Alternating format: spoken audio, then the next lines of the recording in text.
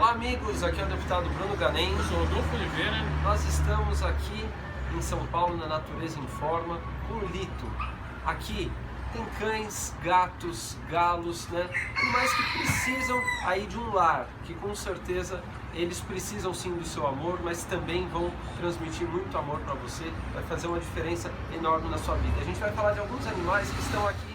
Então, aqui nós estamos, né, com três animaizinhos, o Kiko, Candoca e Antares.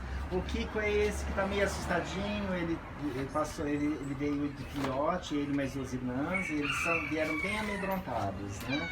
E justamente ele fica aqui nessa parte da frente para ele poder ir adquirindo confiança. Ele era muito medroso, hoje ele já tem, né, já recuperou parte dessa confiança, né? Daí ele tem 9 meses, né? Daí tem a Candoca. Se você concorda que precisamos acabar com a violência contra os animais, se inscreva nesse canal. Vamos unir forças contra a violência aos animais. Muito obrigado.